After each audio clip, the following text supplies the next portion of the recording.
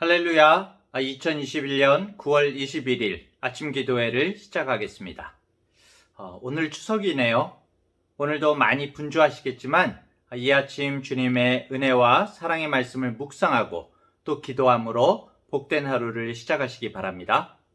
오늘 말씀은 출애굽기 18장 13절부터 27절까지의 말씀입니다. 이튿날 모세가 백성을 재판하느라고 앉아있고 백성은 아침부터 저녁까지 모세 곁에 서 있는지라. 모세의 장인이 모세가 백성에게 행하는 모든 일을 보고 이르되 네가 이 백성에게 행하는 이 일이 어찌 됨이냐? 어찌하여 네가 홀로 앉아있고 백성은 아침부터 저녁까지 네 곁에 서 있느냐? 모세가 그의 장인에게 대답하되 백성이 하나님께 물으려고 내게로 옴이라. 그들이 일이 있으면 내게로 오나니 내가 그 양쪽을 재판하여 하나님의 율례와 법도를 알게 하나이다. 모세의 장인이 그에게 이르되 네가 하는 것이 옳지 못하도다. 너와 또 너와 함께한 이 백성이 필경 기력이 쇠하리니 이 일이 네게 너무 중함이라. 네가 혼자 할 수 없으리라. 이제 내 말을 들으라. 내가 네게 방침을 가르치리니 하나님이 너와 함께 계실지로다. 너는 하나님 앞에서 그 백성을 위하여 그 사건들을 하나님께 가져오며 그들에게 율례와 법도를 가르쳐서 마땅히 갈 길과 할 일을 그들에게 보이고 너는 또 온 백성 가운데서 능력 있는 사람들 곧 하나님을 두려워하며 진실하며 불의한 이익을 미워하는 자를 살펴서 백성 위에 세워 1000부장과 100부장과 50부장과 10부장을 삼아 그들이 때를 따라 백성을 재판하게 하라. 큰 일은 모두 네게 가져갈 것이요 작은 일은 모두 그들이 스스로 재판할 것이니 그리하면 그들이 너와 함께 담당할 것인즉 일이 네게 쉬우리라. 네가 만일 이 일을 하고 하나님께서도 네게 허락하시면 네가 이 일을 감당하고 이 모든 백성도 자기 곳으로 평안히 가리라. 이에 모세가 자기 장인의 말을 듣고 그 모든 말대로 하여 모세가 이스라엘 무리 중에서 능력 있는 사람들을 택하여 그들을 백성의 우두머리 곧 1000부장과 100부장과 50부장과 10부장을 삼음에 그들이 때를 따라 백성을 재판하되 어려운 일은 모세에게 가져오고 모든 작은 일은 스스로 재판하더라. 모세가 그의 장인을 보내니 그가 자기 땅으로 가니라. 아멘. 어제 말씀에서 모세의 장인 이드로가 모세를 찾아와서 하나님의 인도하심과 또 지금까지 이스라엘 가운데 역사하신 크신 하나님의 모습을 듣고 또 하나님을 찬양하며 영광을 돌린 기사가 어저께 있었습니다. 그 다음 날이었습니다. 이제 그대로 이어지는 거죠. 이드로가 나가보니까 모세가 백성들을 재판하고 있는 거예요. 수백만에 달하는 이스라엘 사람들이 열악한 환경인 광야에서 이제 다닥다닥 모여서 이제 텐트 생활을 하고 있었겠죠. 이렇게 생활을 하다 보니까 이런저런 원망과 시비가 끊이지 않았을 것 같습니다. 매일같이 별의별 민형사상의 사건들이 일어났을 것 같아요. 그 중에는 작은 일도 있었을 것이고 어떤 것은 중요한 일도 있었을 것입니다. 그렇지만 이 모든 분쟁을 모세가 혼자서 처리했기 때문에 사람들이 아침부터 저녁까지 줄을 서가지고 자기 차례를 기다려야만 했습니다. 끝없이 계속 이어지는 사람들의 문제 앞에서 모세도 그렇고 백성들도 그렇고 에너지가 고갈되고 지쳐간 거죠. 이 날만이 아니라 아마도 출애굽 이후로 이런 날들이 계속해서 반복되었으리라고 우리는 추측할 수가 있습니다. 모세와 이스라엘 백성들은 아직 공동체를 적절하게 운영할 수 있는 내부적인 어떤 체계가 없어서 굉장히 힘든 상황에 처해 있었던 거죠. 이드로가 이 모습을 보고서 이 모습이 효율적이지 못하고 오히려 모세와 백성들 모두의 문제를 해결할 수 없음을 딱 간파를 합니다. 아마 이드로도 미디안 족속 가운데에서 어떤 지도자였기 때문에 이런 부분들을 간파한 것 같습니다. 그래서 이게 도대체 무슨 일이냐 이렇게 모세에게 물어보니까 모세가 15절 16절에 자신이 이스라엘의 모든 송사를 혼자서 재판할 수밖에 없는 이유를 설명을 해줍니다. 모든 백성들이 자신들의 문제를 하나님께 물으려고 하기 때문이라는 거거든요.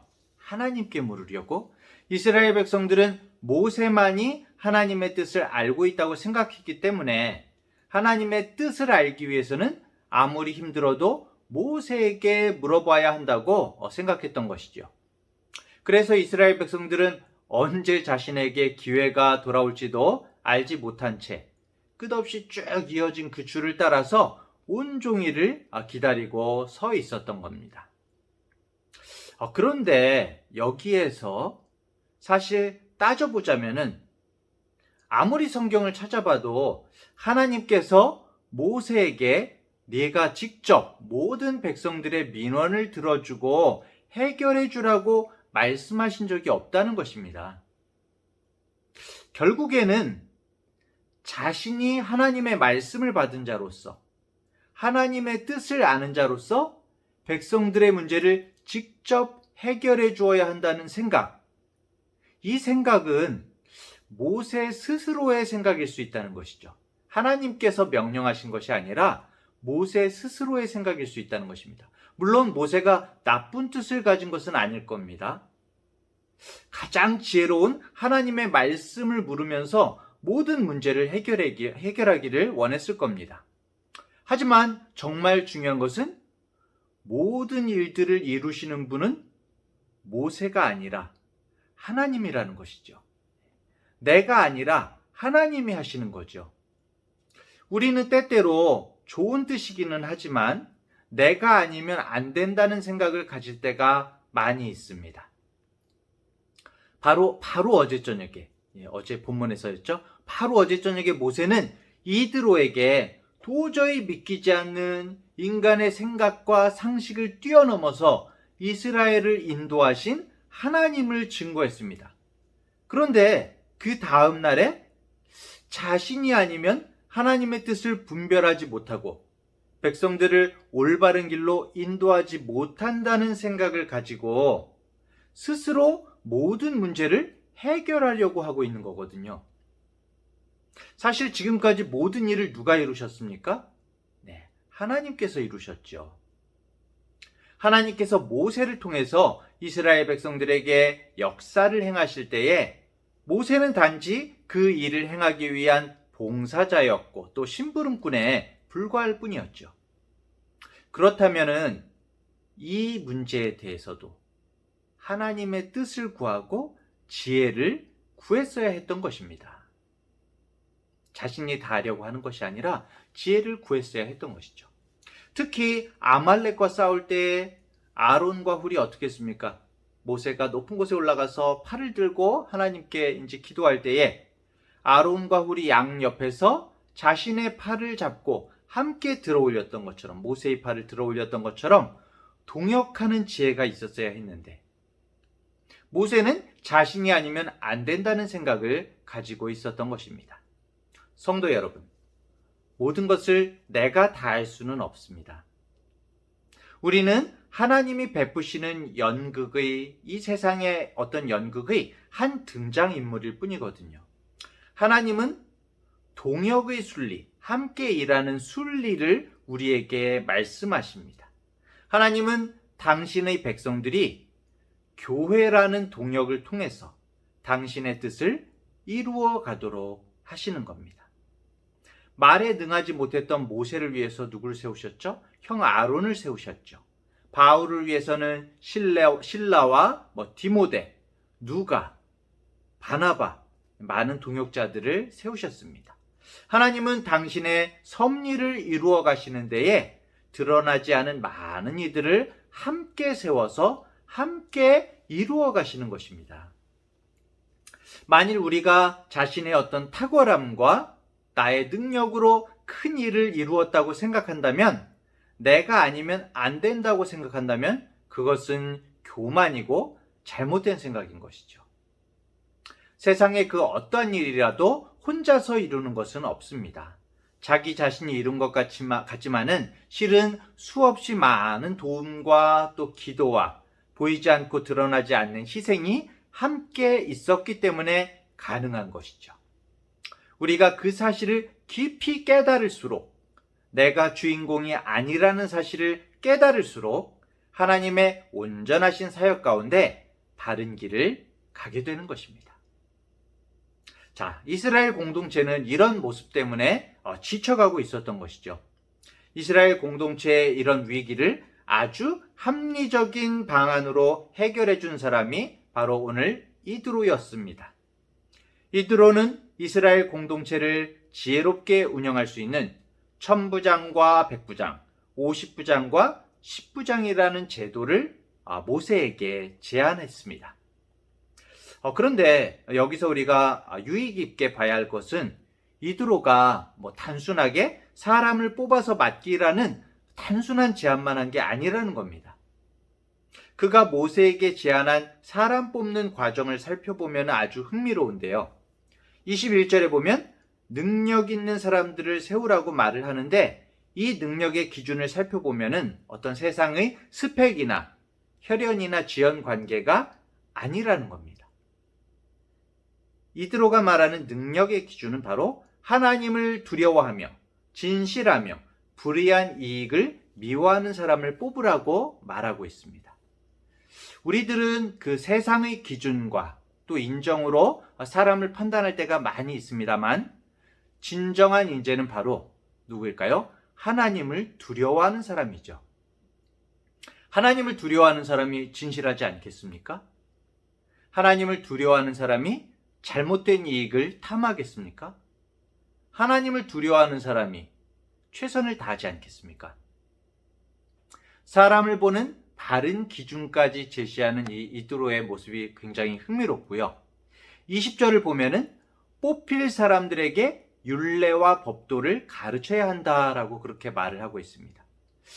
사람들을 하나님의 말씀으로 가르쳐서 바른 기준을 가지게 해야 한다는 교육의 중요성을 강조하고 있는 것이죠. 그리고 22절을 보면 뽑힌 사람들에게 진짜로 권한을 나누고 위임해야 한다라고 그렇게 말을 하고 있습니다. 우리들은 아까 전에도 얘기했지만은 내가 다 해야 한다. 사람들에게 뭔가를 나누지 않는 그런 모습들, 권한을 나누지 않는 그런 모습들을 때때로 우리는 그런 생각들을 가지고 있습니다. 뽑힌 사람들이 정말 때를 따라서 백성을 재판하게 하되 큰 일만 모세에게 가져오게 하고 사소한 일들은 그들 스스로 재판하게 권한을 실제적으로 위임해야 된다라고 이드로는 말하고 있는 것이죠. 모세는 장인 이드로의 조언을 겸손히 받아들이고 있습니다. 모세에게는 사실 한낱 이방의 제사장인 그 장인 이드로의 제안을 거절할 수 있는 이유가 너무나 많거든요. 하지만 모세는 아주 겸손하게 이 장인의 충고를 받아들입니다. 만약 모세가 어떤 자기 확신, 자기 확장에 매몰되어 있었다면 아무리 장인이라고 할지라도 사실 어떻습니까? 하나님에 대한 지식, 하나님에 대한 어떤 경험, 하나님과의 관계의 깊이에 있어서 감히 비교할 수가 없죠. 이드로가 감히 비교할 수 없는 이방 제사장의 충고에 귀를 기울이지 않았을 것입니다. 자, 이 부분에서 우리는 우리가 과연 세상의 지혜를 받아들여야 할까라는 그런 의문에도 도달하게 되죠. 많은 세상의 제도와 어떤 문화의 영향들이 교회 안에서도 받아들여지는 문제에 있어서, 그리고 우리들이 세상의 어떤 문화라는 부분에 대해서 받아들이는 부분에 대해서 우리의 자세는 어때야 할까라는 부분을 생각해 보게 되는 것입니다. 그런데 정말 영적인 것은 무엇일까요? 우리가 보통 영적인 것, 세속적인 것 그렇게 구분을 하지 않습니까? 정말 영적이고 정말 거룩한 것은 무엇일까요? 영적인 모양, 거룩한 모양, 겉으로 거룩한 채 하는 것이 거룩한 것일까요? 진짜 영적이고 거룩한 것. 성경은 우리들의 어떤 일상과 관련된 모든 결정을 무조건 하나님의 인도하심에 떠넘기는 것을 영적이라고 말하지 않습니다. 성경은 하나님께서 모든 사람들의 일상적인 세세한 결정까지 대신해서 내려주시지 않는다고 말을 합니다. 우리를 구원하신 하나님은 우리들이 진정 말씀을 통해서 지혜롭게 되기를 원하시고, 또 그 지혜로 하나님께서 원래 창조하실 때에 하나님께서 정해놓으신 삶의 질서, 하나님의 질서를 우리들이 보기를 원하시는 것이죠. 아까 전에 말씀드린 동역의 원리도 마찬가지입니다. 동역의 원리도 하나님의 창조 질서 안에 있는 것이거든요. 사실 온 세상의 모든 것이 하나님의 것이 아닌 것이 없습니다. 세상의 것, 하나님의 것, 이것을 우리가 정말 분별할 수 있는 기준이 무엇일까요? 세상의 것, 교회의 것이라는 이분법이 아니라 무엇이 하나님을 영화롭게 하는가? 무엇이 하나님을 기쁘시게 하는가? 우리는 항상 이러한 물음을 가지고 올바른 분별을 할 수 있도록 성령님께 구하고 기도해야 할 것입니다. 사랑하는 중앙대학교의 성도 여러분, 오늘 하루도 우리는 각자의 자리에서 많은 일들을 해가게 될 것입니다. 추석이라서 특별히 오늘 하루는 정말 분주한 하루가 될 것 같습니다. 어떤 일은 우리를 지치게 만들고 본질에 집중하지 못하도록 할지도 모릅니다. 그때 우리는 하나님께서 보내신 이드로의 목소리에 귀를 기울일 필요가 있습니다. 모든 것이 다 좋아 보이지만 모든 것을 내가 다 할 수 있는 것은 아닙니다. 내가 할 수 있는 역량과 자원은 한정적이죠. 그렇기 때문에 분담하고 교육하고 위임하는 동역의 원리를 우리들이 정말 마음 가운데 가졌으면 좋겠고요. 지혜로움, 하나님께서 주시는 지혜로움, 하나님께서 은혜로 허락하신 오늘의 삶 속에서 하나님께서 지혜를 주시기를 기도해야 할 것입니다. 주님께 지혜를 구합시다. 오직 하나님께서 일하십니다. 오직 하나님께서 주인공이십니다. 할렐루야. 기도하겠습니다. 전능하신 하나님 아버지, 분주한 이 추석에도 말씀 가운데 묵상하며 기도하게 하시니 감사합니다. 많은 그리스도인, 교회의 지도자들마저 하나님을 위한다고 하면서 오히려 자신의 비석을 세우고 자신이 주인공이 될 때가 얼마나 많은지요. 이드로와 모세를 통해서 혼란했던 백성들에게 새로운 질서를 부여하셨던 하나님께서 오늘 우리의 삶 가운데 하나님 나라의 참된 질서를 회복하게 하여 주시고 주님의 지혜를 허락하여 주시옵소서. 오로지 하나님께서 일하시며 인도하심을 믿습니다. 주님 안에서 모든 우리 일상의 지혜를 구하되 무엇을 하든지 하나님의 영광을 위해서 하게 하시고 무엇을 하든지 하나님께서 기뻐하실 일을 찾아서 행하게 하여 주시옵소서. 오늘 이 풍성한 추석 가운데 하나님과 함께하는 우리의 삶의 이야기를 더욱 풍성하게 하시어서 믿음을 잃어버린 세상에서 참된 믿음을 불러일으킬 수 있도록 연약한 우리의 신앙을 고치시고 새롭게 하여 주시옵소서. 오늘도 주님만을 바라봅니다. 감사드리며 예수님의 이름으로 기도합니다. 아멘.